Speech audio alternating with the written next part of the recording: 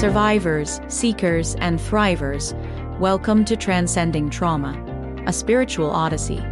I'm Shari Lee Roberts, living proof that transformation is real. Get ready for powerful insights, inspiring stories, and a little laughter along the way. Welcome all. Today, I have an incredible treat for you. A man who, though I think, was born and raised on a different continent, shares an incredible story parallel to mine. Welcome, Liam Naden. Thank you for coming on, taking time to get real and to share your story. Why don't you tell us a bit about your younger days, where you came from? Okay, well, thanks you, Shari, for having me on your show. It's a real honour to be here. My early days, and I'm very glad and appreciative you said my younger days. So that's a thank you for that. Anyway, so I don't know if you picked up from my accent. I was born in New Zealand, but I haven't lived in New Zealand for quite some time. In fact, for the last 14 odd years, I've been a nomad, just traveling around the world, basically, most of the time living on my own yacht. And in the last 10 years, 12, 13 years, I've lived on 2 motorhomes and 4 yachts. So I'm currently on yacht number 4 and currently in Europe, which is where we do our sailing. So, but my life, probably like yours, has been a checkered career of ups and downs, if you like, and real highs and real lows. But I've always been driven by this idea, and I'm sure maybe your viewers or your listeners can relate to this, is I've always wanted to have a great life. I've always wanted to be the best that I could be, really have an exciting, adventurous, fulfilling life and find out, if I could, what's this all about? What is life all about? So I've always been on this mission and this quest to be the best person I could be. And I did pretty well. I had my own businesses after I left university, and I've had 18 different businesses. And I've also always been a student of success, if you like. So I've always been like a seminar junkie. And I used to go to all the seminars I could and read books, every book that I could find, and do courses on everything from self-help and goal setting and personal development and peak performance and, things like how to change your beliefs, how to change your subconscious mind, and also the whole spiritual area as well. I meditated, did lots of spiritual practices and courses, and things were going pretty well in my life, I thought. I was in my mid-40s and was a millionaire and doing really well. But then something happened really unexpectedly, something quite tragic, something very traumatic, actually. And I think what punctuates our life, or what determines our life, and I'm sure you'll relate to this, are these things that happen to us seemingly out of the blue, and things that were never on a goals list, things that we never would have wanted, and things that were really traumatic. But in a strange sort of way, they're the things that define our lives. And I can definitely say I wouldn't be here talking to you right now, and I wouldn't be sharing the information that I've learnt about how life really is designed to work if I hadn't been through this really traumatic experience. And that was, well, one of the traumatic experiences, but this was the most traumatic, was I went from being this really successful millionaire and having beautiful home, multiple businesses, lots of freedom. And I went from that to losing everything, becoming homeless. And it all happened really fast, literally within a few weeks. But that was a turning point. Okay, but tell us what prevented that give us the details that 2 week period. Well, the funny thing is, sometimes these things happen to us, and at the time we can't really figure out why they happened. And so for me, I could look back on it, and in fact, when I was homeless, had nothing, I had to move back in with my elderly mother, sleep on the sofa in the living room of her small apartment. And that question really bugged me, the one you were asking. Why did this happen to me? How did it happen? Because, I'd spent a lot of years trying to ensure that that never happened. I tried to build up my wealth. I worked really hard for decades to ensure that I never ran out of money. I never had no money. And I also did all of those things that we're taught to do to be successful, have beliefs, have goals, visualize, meditate, get on the same wavelength as the things that you want. So I had all of these tools, but it was never on my goals list to lose everything. So on a practical level, I could say, how did it happen? It was really a series of bad decisions that came up, that in the end came to bite me. Bad relationship decisions, being with the wrong people, the wrong person, both personally and in business. And also, as I said, wrong financial, wrong business decisions. And here's the thing that I discovered or really learned about what we tend to do. We tend to make decisions and do things when there's a little voice inside us that says, you shouldn't do this. This is the wrong person. This is the wrong thing to do. And what we do is we shut out that voice and we say, no, I'm going to make it happen. Nothing's perfect. I'll make it work. I can do it. I can do anything. I've got it on my goals list. So we do these things out of fear. We're afraid that if we don't marry that person or set up that business or employ that person or take that job or do whatever it is, agree to doing whatever it is, we're afraid that if we don't do that, that bad things are going to happen to us. So it's a little bit like we say to ourselves, well, that's the best there is at the moment, so I'll just do it and I'll make it work, as I said. So when we have that mindset, that's when all of the things go wrong in our life. And if we're lucky, which is what happened to me, it all falls apart. So then you have to unravel it and pull it all back together. And the way I did that was I treated life in a completely different way. Instead of trying to force things to happen, instead of trying to get life to bend to my will and to give me what I thought I wanted, which, we all have this idea we have to know what we want. We don't know what we want. We'll never know what we want. We can only get life to show us what it is we need to be our best.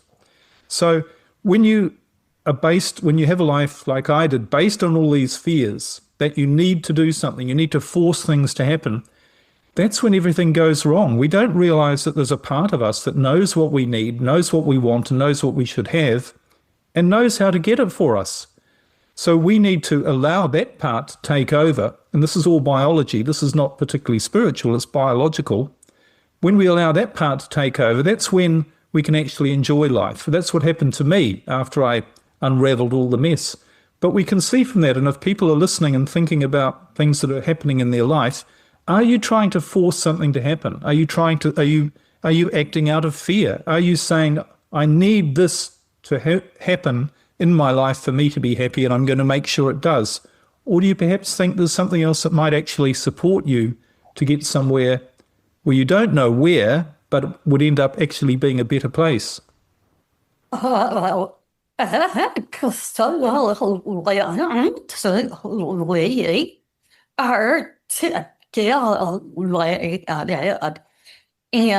more simply put, I am now that my life directed me. I didn't direct so my life just had me on their career path and treadmill friends, family, carrying it all forward. Then, when it all fell apart, yes, that is when the beauty happens. We can finally take back control and live intentionally. So, when you lost everything, you were homeless by choice. Talk about that. That is really powerful. You mean about being homeless? Yeah. Is that what, yeah. Saying to be, why? What did you learn? And what was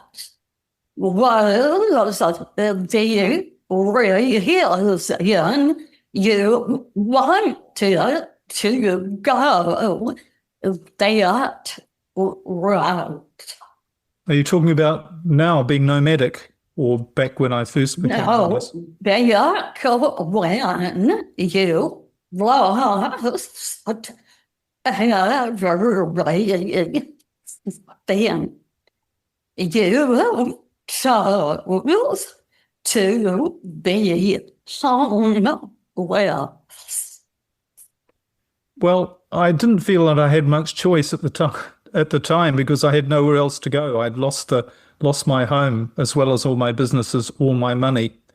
But what I didn't realize when I moved in with my elderly mother, I wrestled with this for so long. I was there for a few weeks, a few months actually.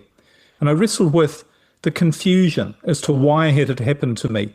And I had these two questions that kept coming up in my mind every night. And I used every idea, technique, method, process that I thought that I'd learned through all my years of studying spirituality and self-help and all of these things, and my own practical applications as well. I tried to figure out the answer to these two questions. The first one was, and I mentioned this earlier, why has this happened to me? Because it shouldn't have happened to me. I was an expert on success. I was well off. It was not like I just had $100 in the bank. I was a millionaire. I had some financial backing, if you like. So I thought, why has this happened to me? And I also said, I'm not a dishonest person. I'm not lazy. I've worked really hard and been as honest as I could to get there. Why has this happened to me? And the second question that I kept asking was, what do I do now? Because, and as I say, I spent so many hours trying to figure out trying to understand why it had happened to me, because it didn't make any sense. Oh, and then, yeah. Hey, we go back and here they you tell us exactly what happened. You went from millionaire to nothing. Rather than talking in general terms, tell us you woke up on a Monday. It was like every other day until bam, what happened? Well, it was a combination of things, and it's a while ago, so the exact specific details have sort of become a blur, which is a good thing in a way. Yeah. But a couple of things. So I decided to leave my marriage, and because it was not working for me in a severe sort of abusive way. That was probably the main catalyst. And from there, the businesses that I had, I was no longer able to control them in the way I had due to the marriage breakup. And there were things about the businesses that weren't going well. And staff left, and I couldn't replace staff. There was a change in the, just lots of little things, really. But I mean, and even the details specifically, I don't feel, I mean, I didn't choose to remember those because I didn't think they were particularly relevant. It was more about understanding why it had happened to me was important. That's why I kept asking those two questions. And when you're in that situation, you do want to know how you got to where how it all happened. And you also want to know if it's something that is way out of your experience, which it was for me. I was in a town where I didn't know anybody and I had no resources. You want to know what you're going to do next, how to figure it out, how to get out of that situation. Yes. Okay. So you were in New Zealand. Yeah. And what year was that? That's going back to 2007, 2008. Okay. So everything is gone. Your ex-wife has taken off with everything. And you are at your mother's. You're asking yourself two important questions. Then what happens? Well, I didn't realize it at the time, and it was something I would never have done if I hadn't reached absolute rock bottom, because anyone who's been through a traumatic experience will know you get to a point where you do hit rock bottom, and and all of the things you try and make sense of, you just can't make sense of it. So when I really hit rock bottom, specifically when it was, because it was a moment when I decided, or when I found the answer, if you like, to both of those questions, and that was the turning point. And the answer to both of those questions as to why it had happened to me, that I discovered, and I discovered the answer to what to do next, the answer was the same. And that answer was, I don't know. I have no idea why this has happened to me. I have no idea what to do next. And something really strange happened as a result of that, because from then on, things started to click into place and things started to get better. And what I didn't realize is I was using a different part of my brain. I was, instead of me trying to force things and trying to force answers, I was allowing this innate intelligence we have, which is locked into a part of the brain that is designed to make our life work, if you like. I was tapping into that, and I was actually, instead of trying to force things to happen, as I said, I was allowing things to happen. And I was realizing, or when I realized that I didn't have the answers, I didn't know what to do, then something else took over. And I'm not talking about a God, I'm talking about a biology here that started to make things work in my life. And that's why really I do what I do now, which is help people understand how you do get the results in your life. And they're all to do with your brain function, because I started to get very different results to all of the to what I'd had before. Things started to start working really well. And I decided I needed to figure out why things were suddenly working when all of my effort, all of my struggle, all of my learning and, pushing and trying to figure things out and trying to make things happen, why that didn't work. Why all it did was give me a life of stress and struggle and ultimately losing everything. And now things were working, but I wasn't doing the traditional goal setting and, trying to push hard. I wasn't doing any of that. It was like good things were just showing up. I really to that. I had taken the spiritual healing path, which most of the time is about manifesting the life that you want. And that didn't work. Seems the doorway is yours. And when I said that and just surrendered, yes, the same results as you. So please share what you learned about that part of our brain. What part is it?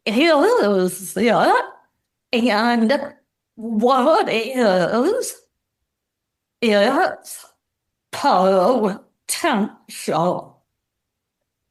Well, here's the interesting thing, and I'm very lucky to be a sailor, to live on a yacht, because it's a wonderful way to spend your life in nature. Most of the time, I'm not actually on my yacht at the moment. We're here for a couple of months visiting family. I've left the yacht somewhere else. But most of the time, I live on a yacht. And, when you're sitting on the back of your yacht in an evening at anchor, one of the things I started to notice was something I'd never noticed before, which sounds crazy, and that was nature. I'd never really looked at nature, at the natural world. And when I started to look around at, watching birds flying, or watching fish, or watching animals on the shore, or even just the sky and the wind, what I noticed was nothing is really struggling. Things are just being what they are. Things are being the best at what they are.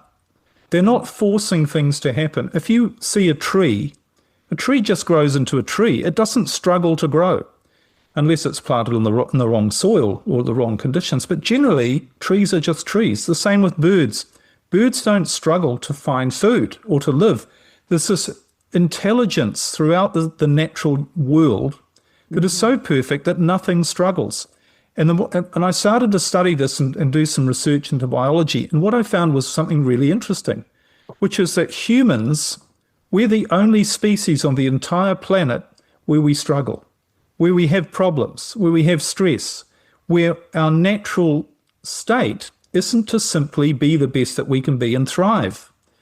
And I thought, this is so weird. Why is it we have problems and yet all of nature, no other living creature is built on struggle? It's all built on the efficiency of energy, ease of life, if you like, the path of least resistance. So the water doesn't run down a river and get to a rock and try and force its way through. It goes around the rock. Everything's designed to work really well. So I thought, why are we different? Why are humans different? What's different about our brain, perhaps? And, then I did a bit more digging. I found something really interesting. Human beings, our species, has been around for about 300,000 years. We have archaeological records going back that far. And for 97% of that time, we lived exactly like the rest of nature. We didn't have problems. All of the records show we were actually far healthier. All of the diseases that we have today, cancer, diabetes, heart problems, they didn't exist. There's no record of them existing. We were much, much healthier. We were even 5 inches taller than we are. Our brains were larger. We didn't have dental problems. We didn't have bone problems. We lived to a ripe old age, if you take out child mortality, infant mortality, because we didn't have, things to help us stop getting infections or heal us from injury. But the average, if you got past that, people lived into their 70s and they didn't die a horrible death. They just one day died. So we didn't have health problems and we didn't have social problems. There's no evidence of wars. There were no wars.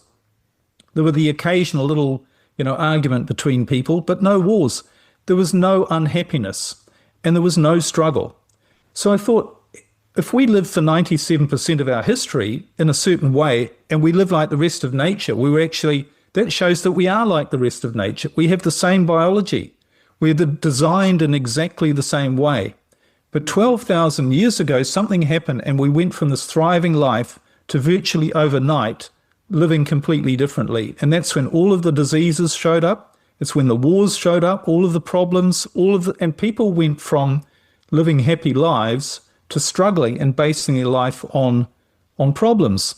That's when it all showed up. And what I found was the only difference, and we're still doing it today, we have exactly the same problems that they had starting 12,000 years ago, for the last 12,000 years. And the only difference that I really discovered was we were using our brain differently. All of a sudden, something caused us, and I know what it is, something caused us to switch the way we used our brain. And when we stopped using our brain naturally, all the problems showed up. So it's actually all we need to do to solve problems in our life is switch back to using the way the brain was designed to be used, which worked for 97% of our history. Because the way we're using it today, we're using it in a way that the brain was never designed for. And that's why we have all these problems in our life. How we did and should use it. Well, you know what caused the problem? And this really blew me away when I discovered this.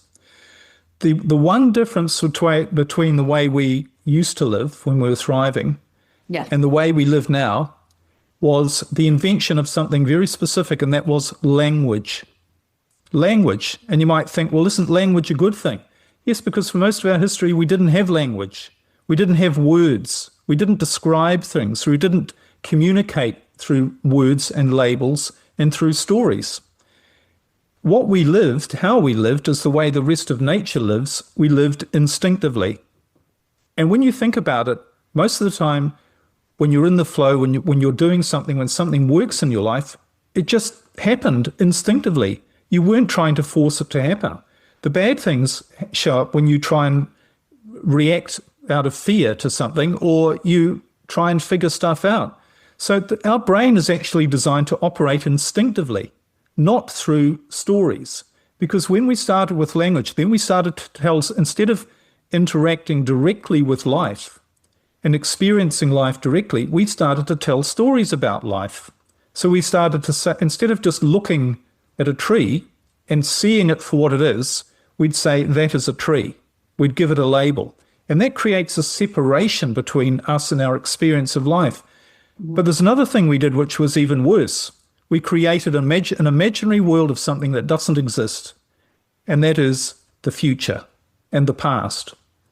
We created time, because all those are stories. So we went from saying or feeling instinctively without words, just knowing I am thriving, I am being my best, and my brain will make sure that I respond to my immediate environment to make sure that the right things happen. We went to judging things, and then we went to worrying about things and thinking, well, I might be okay now, but I might not be in the future. So I need to prepare for the future. I need to sacrifice the present moment to prepare for something bad that might happen in the future. And that's when we started to do all these things that's when we started to develop stress and worry and anxiety and things that came out of that, like greed and fear. I've got enough for now for me, but I might not in the future. So I need to take what somebody else has and I'm going to fight them and get what they have, or I'm going to try some way of doing it. So what we don't realize is our brain is not designed to do that. Our brain can cope with the present moment. And if you think about what mindfulness or meditation, they all teach this in a different way, but this is the science behind it. Our brain is designed to cope perfectly with the present moment, to get you to respond instinctively to doing the right thing in the present moment. But if you go to give it a whole lot of stories about different moments that all exist at the same time, about things that might go wrong, because your brain doesn't have a concept of time, because time doesn't exist. There's only the now. But if you're going to create these imaginary projections of stories, it only sees them all happening now. So it keeps you in a state of thinking you have all these problems that you have to deal with in your life all of the time, things you have to, dangers that you have to worry about, and none of them are real. The idea that you might not have enough money next year or next month, so therefore you have to save, your brain thinks you don't have enough money now, but it's not real. You do have enough money now, or you do have what you have now. So what we need to do is we need to stop these stories that are going on in our head, and this is what I teach. We need to realize that your brain can deal with the present moment perfectly, but it can't deal with anything else. And that's what I did when, and that's what's called letting go, is giving up the stories. That's what I did on my mother's sofa. I didn't say those words, but I give up telling myself about what's going to happen or what hasn't happened or what should have happened or what, I'm going to stop the stories and just allow my instincts to take over and make sure that the right things happen. That's the way we're biologically designed. That's the way we live for 97% of our history. And we absolutely had an amazing existence. And that's what we need to get back to. Well, do you help others do that? I mean, it's easy to say, do this, do that. I did it, but if you're like me, I need to know how you did it. Now, I did get to where you are. I took a completely different path. So, share the house for people who are now like heavily invested in you, your story, and implementing this for themselves. Well, how do you do this? It's very, very simple. But doing it is very difficult because we've had a lifetime of learning different habits. We've had a lifetime of using our brain the wrong way. And we have all of these ideas about the way life is, and we have to work hard, we have to struggle, that problems are natural, problems are inevitable, problems are good for you, everybody has problems. We've got all these beliefs that we have to overcome. So it's a little bit like, an analogy is if somebody was overweight and they came, say if you're overweight and you think, I want to lose weight, I'll go to a nutritionist or an expert on how to lose weight. Somebody tells you, I can tell you exactly what you need to do to lose weight. And you go to them, what are they going to say? They're going to say, it's so simple. You just stop eating the wrong foods, you eat the right foods, and you do a bit of exercise. But why is it that something so simple is so difficult to actually do? And it's the same with using your brain the right way, because it is as simple as letting go. It is as simple as giving up your stories, of listening to the voice that's going on in your head that's telling you all of these things all the time and constantly pulling you out of the present, and just say, I'm just going to drop my stories. It's as simple as that. But why don't we do it? Is because we don't understand how it works.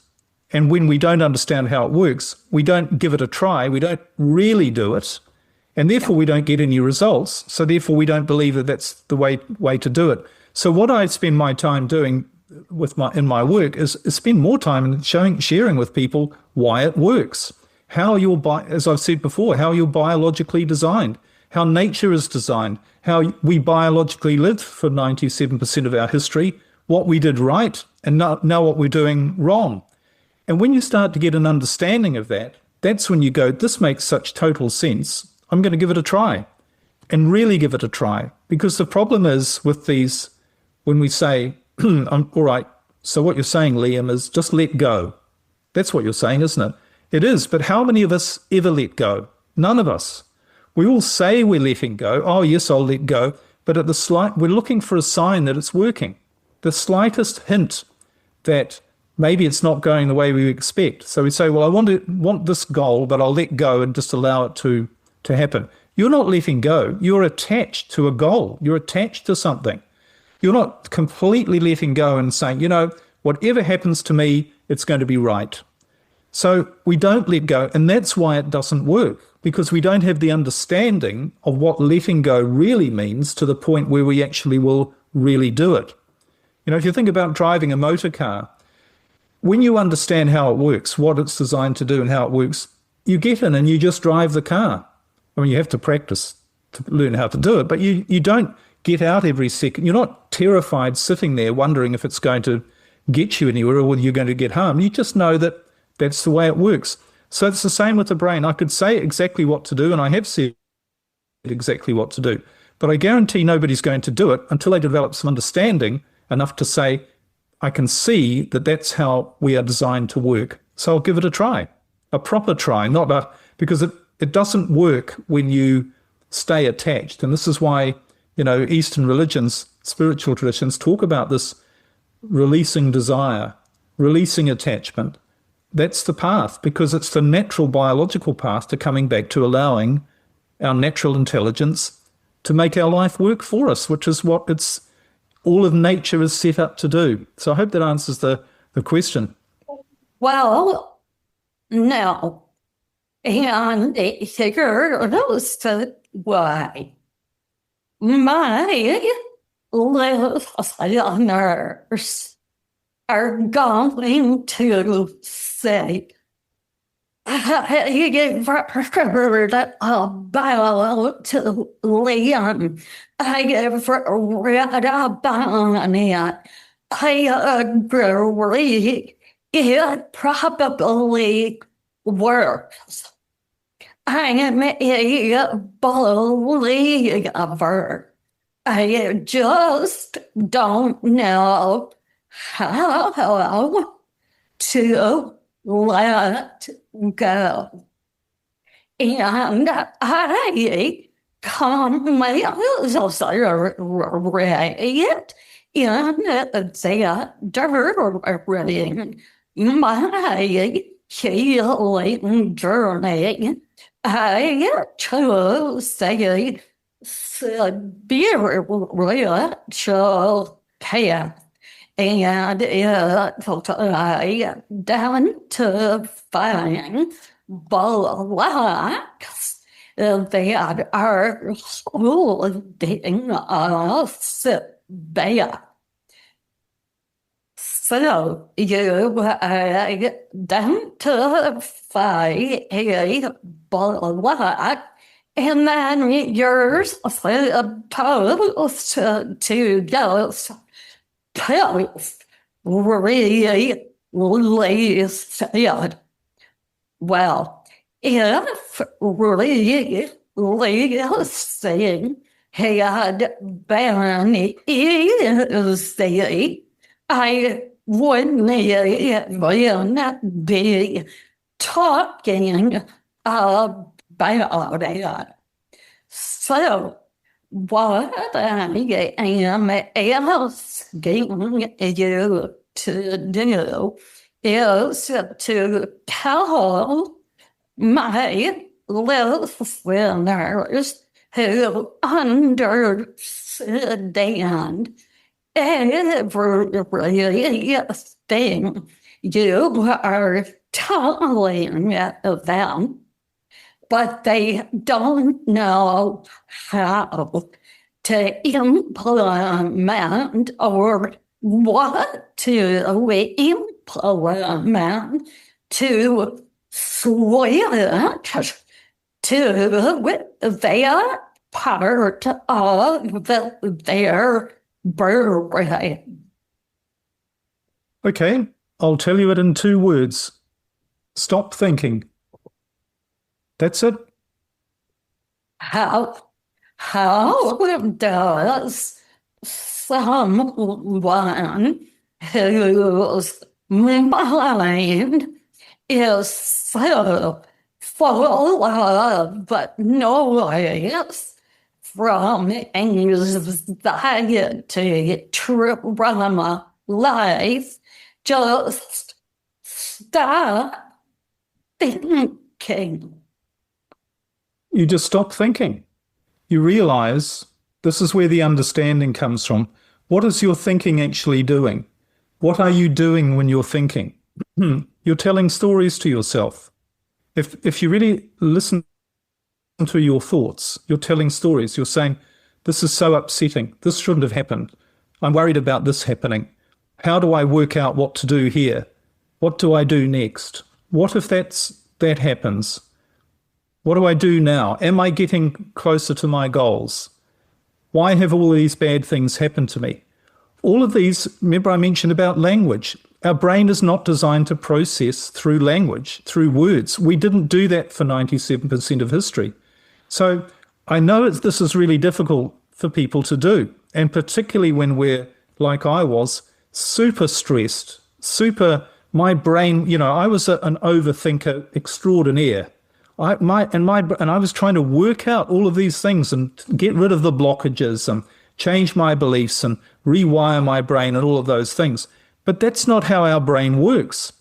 And even though we find it difficult, I can't say anything other than this is how you do it. You have to learn how to do it. If you go to a guru on the mountaintop and he tells you to meditate, he will say to you, you either meditate or you don't meditate, So you have to develop, and you can start small. I know when, if people are experiencing a lot of stress in their life, it's very difficult to get away from the prison that we've created for ourselves, this cage that we're in, where we're dominated by our thoughts, by our thinking all of the time. We never are able to rest.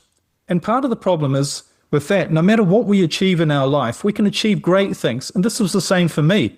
I was sitting there in this mansion of a house that I just built, and I thought this was always my dream home.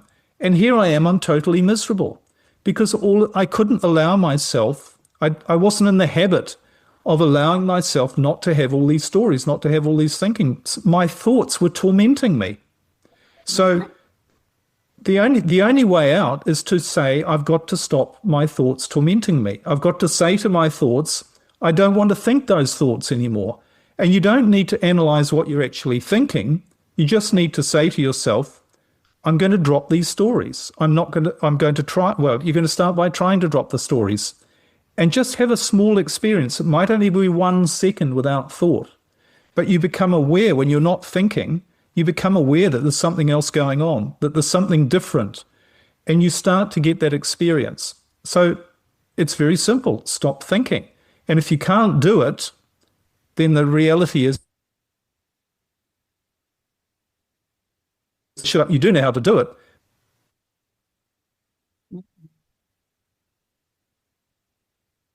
How do I bicycle? And you ride it, and you keep falling off until you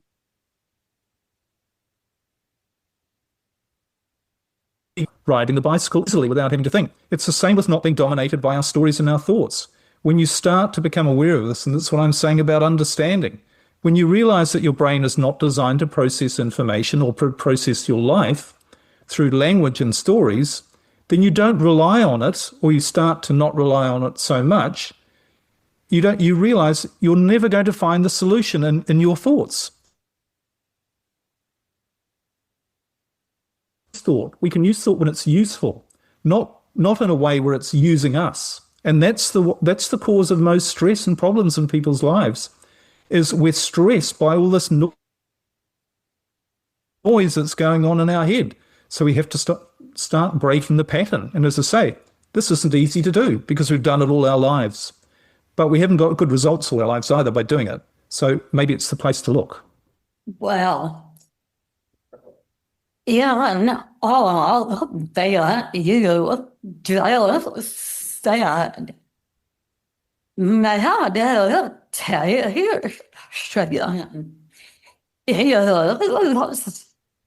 one of the key ways to clear your mind, to just shut out all and to just be. That is what I was looking for. You can't just say, okay, I'm gonna turn up all those noise.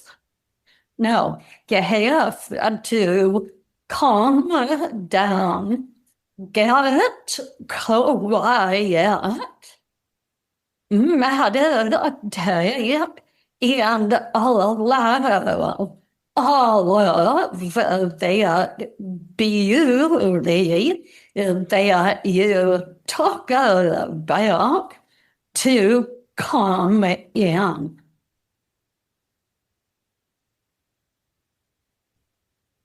I'm sorry, the connection went very bad there. I didn't hear anything of what you said.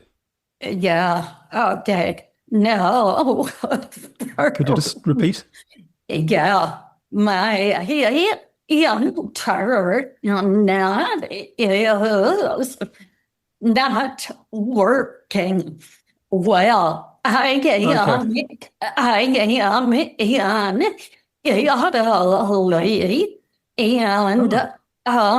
it is on this day above.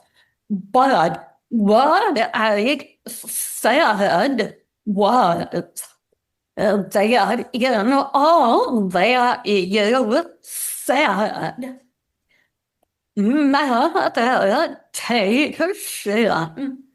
is the way to get to that part of our brain that allows things to just happen.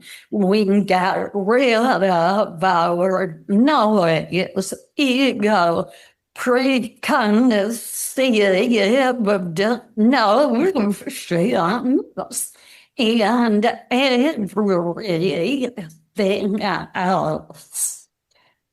Brilliant, totally love what you learned, what you're teaching, and how you are changing lives.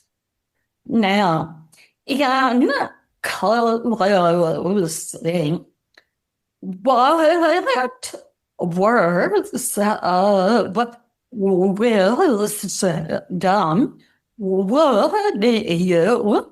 like to impart? Well, yes, maybe it's about this. I think what I discovered is that we make life far too difficult for ourselves. Most of what happens to us, the way life is set up, is that you are designed biologically and spiritually, if you want to say that as well, because there's a whole spiritual dimension to this. We are biologically designed for things to flow well in our life. And if you don't believe me, have a look at nature and see that it's not based on struggle, it's based on flow. And look a little bit back into history and you'll discover we weren't primitive cavemen living short, brutal lives. We were thriving. We were living these wonderful lives. So, and if you want more proof, look at your own body. Look at all of the things that are happening in your body on a moment-by-moment basis that you have no control over, but are easy, that aren't difficult. Imagine cutting your finger. You don't worry about whether the cut is going to heal. There's something else going on, some other intelligence or whatever you like to call it, that you know is just going to heal your finger. Well, it's that same intelligence that heals your finger, that heals all of nature, that we live for 97% of history, that is designed to make you have the best life possible with all of the things that you should have in your life to make it work the best. But they don't come from your thoughts. Your thinking is something that's got in the way because you get in the way when you start thinking. So we have to learn a way, and you mentioned meditation. That's certainly a way of doing it. And that's why all of the spiritual traditions teach meditation. That it's all about trying to get you out of your thoughts, trying to get you away from all these stories that are haunting you and tormenting you. They're not just doing that. They're not just making you feel miserable. They're blocking your instinctive self from doing the right things, allowing the right things to show up in your life. You're blocking yourself. So that's the key thing, is just to think maybe there's something different about us that instead of hanging on to trying to figure stuff out and make it work, maybe there is an intelligence, the same intelligence that I mentioned. Maybe I'm going to try and use that and realize that thoughts are the enemy, as all of Eastern spiritual traditions tell you. Thinking is what you need to get away from, and only use thinking when you need it, not all the time. So that's probably the main thing I'd like to say to people. I've got my now the I have no thing.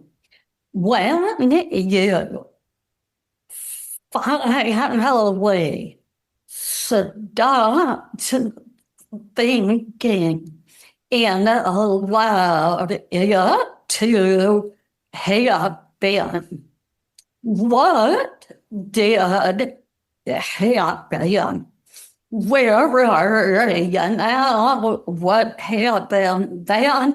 Take us through that beautiful timeline of, hey, I'm letting it happen. I'm listening and acting. What came about? Well, it's a really strange series of what, if we didn't understand the way it works, we might call it coincidence or luck or synchronicity, rather than realizing it's the natural intelligence that works through you to make it all happen. So what really happened quite soon after that was I met this person, or I knew this person, and I got this idea, maybe I could help them in their business, doing a little bit of work in the back office. It was a retail store. So I contacted them and they said, yeah, great idea. And that's what I did. Now, I had no preconceived idea about any of these things. And then one day I was working away and I went out into the store to get a breath of fresh air. And there was a man standing there and he said, hello, Liam. And I thought, who's that? I didn't recognize him. I hadn't seen this man in 25 years, but he recognized me. And then I sort of recognized him. And he said, what are you doing? And I said, well, not a lot. And he said, there's an opportunity for a business that you would be great, because he knew my background in business. You could set up this business near where mine is. There's an opportunity to open a business. Why don't you do that? And I thought, well, that sounds a good idea, but I don't have any money. The money showed up. Within a few months, there I was in my own business again. Now, where did the money come from? I can't give you all the answers to exactly how everything happened, because that's not the point. I don't know how everything happened. You're not supposed to know how everything happened. Yeah. And then, so there I was in my own business again, and off my mother's sofa making good money. And then out of the blue, I met somebody who was this amazing woman who was far different to any of the people I'd been in relationships with before. And we had this fantastic relationship. 15 years later, or 16 years later, we're still going strong. Uh-huh. And then we bought a brand new motorhome. Then we set up another business and another business. Now, how did they all happen? They just happened. And then we went to Europe from New Zealand, one-way ticket and a suitcase. And then a year after that, we bought a brand new yacht, launched a new yacht and started sailing around. It was the first of 4 yachts. Wow. So, and then we've just been traveling around ever since. And then I've been developing this business on how you use your brain, how our natural intelligence, how we're designed to be.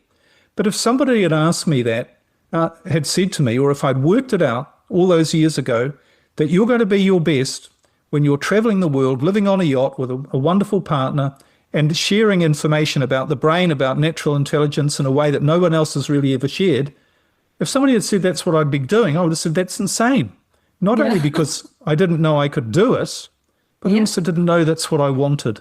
So when you let go of this idea that you think you know what you want to be happy, amazing things show up. And this is what I work and help people with. And I often get emails from people and they say, Liam, you're not going to believe what I'm doing now. I don't need to, and it's always something that they never expected. So it's getting to that place of knowing there's something else that is designed to, your brain is designed to work in a different way to you figuring stuff out and trying to make it all happen. So things just keep, and they do keep happening for me. I mean, the yacht we have at the moment, it's a beautiful new catamaran that we launched in France 3 months ago. A year ago, I didn't know it existed. I didn't know that's what I'd be doing. Yeah. So stop this idea of trying to plan for the future, figure out what you want, and just allow stuff to show up. That's the way we're designed to be. We're designed to live in this present moment without any expectation, because the expectation is stories and language. We're not designed for that. And just see what shows up and act on it, which you will if you don't have any fear and you don't have any worry about, is it the right thing? You're just going to do things naturally, and you're going to be productive, creative, and living an exciting life. And for me, it's being a nomad, living on yachts and talking to great people such as you.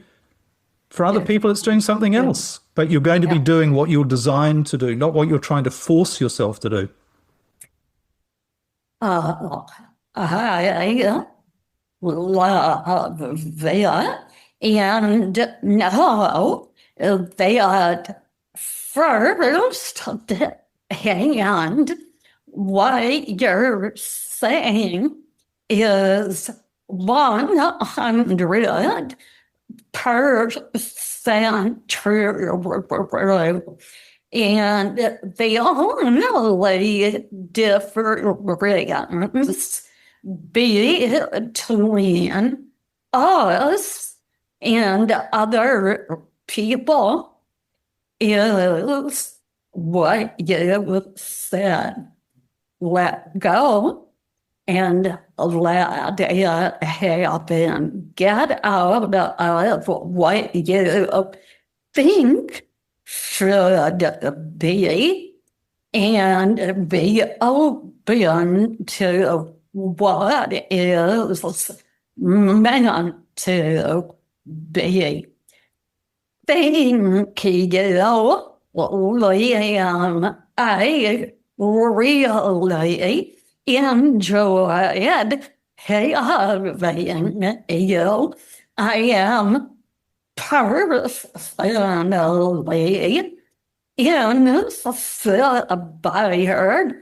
and validated that I am traveling and I am living to my fullest without apology or explanation.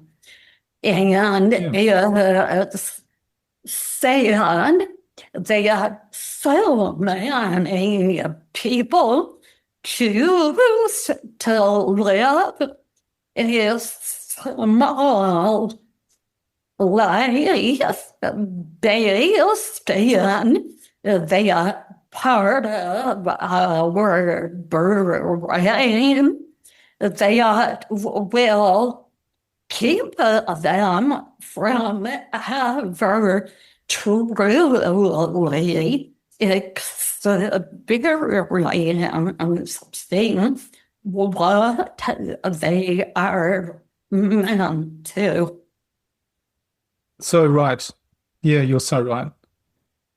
Thank you. Thank you. And I wish you and your partner many more years of happiness, travel, and helping others to live their glorious lives. Thank you. Together, hopefully, we cross paths in our travels. Thank you very much for having me. I hope we do meet too. Thank you. Yeah. Take care. Are you in Italy yourself? Yeah. Yeah. Whereabouts? Whereabouts in Italy? am in Southern. Oh, wonderful. But came from Sardinia, where I loved Italy. I mean, it was amazing. And not sure yet where I'll go from here. And you're in Denmark. Yes, but our yacht is in Rome at the moment, and we'll be there early September, back in Rome. So and then we're sailing. Then we're sailing south along the coast to the Amalfi Coast and further. Oh my God! Have all of my ears wanted to go there. Oh, so. Well, will you still be in Italy middle of September, late September? Not too sure. I am actually have been here on the 23rd, headed to Kosovo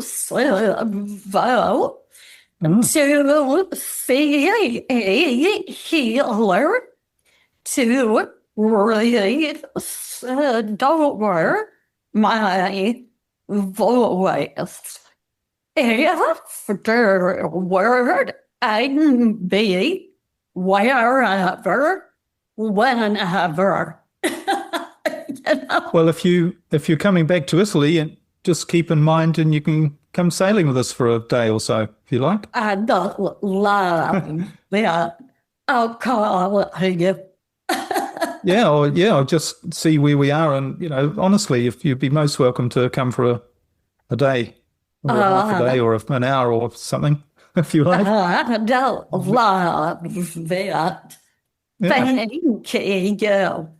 Okay. So, do you live anywhere yourself, or you travel? Well,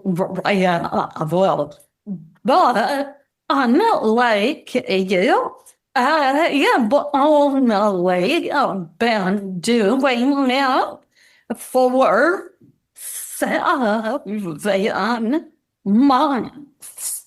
Wow, okay.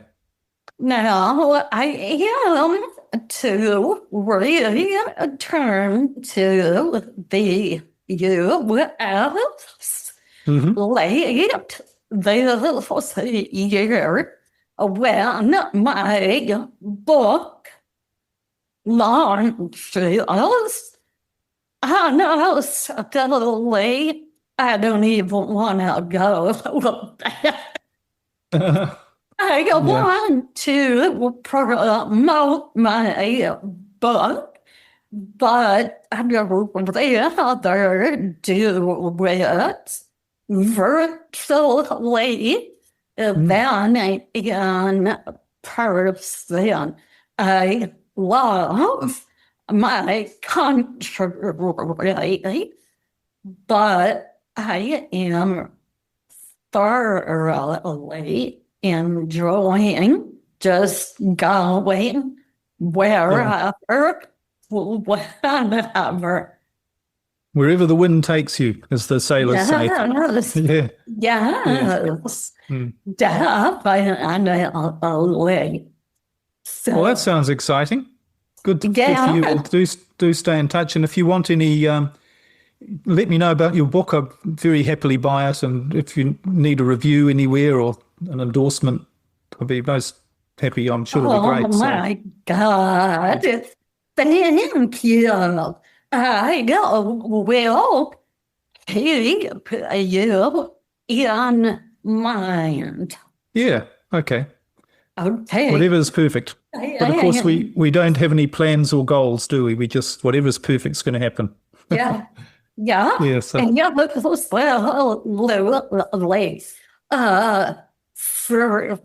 Brian, who is embarking on a similar lifestyle. Okay, I may use to corporate job that life your traveling and things coming up unexpectedly. It all sounds stressful. I go, yeah. it is the least stressful thing I've ever done. But again, it's all in the mindset. Yeah. Just taking it in, staying calm, dealing with it, and keep going. Well, it's about trusting yourself, isn't it? And you only trust yourself when you know how you work. So, you know. And that is why God put me on this journey to learn I can do it. I am capable, and I do trust myself. Beautifully said. Yeah, that's great. Oh, it's brilliant. Great to meet you, and thank you so much. You too. Yeah. Bye. Okay. Have a good one. Bye. I would like to thank. Thank you. Bye.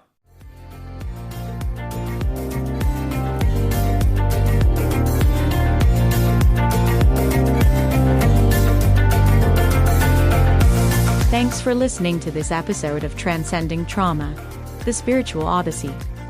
If you're working to overcome trauma and would like to work with me or be a guest on my show, contact me through my website at shariroberts.org. Please hit the follow button to make sure you don't miss any episodes. I'd love to connect with you on LinkedIn at Shari Roberts. You can find all the links in the show notes. I'd love to hear from you. I'm Shari Roberts, your host, reminding you that you're never alone. Until next time, sending you love and light.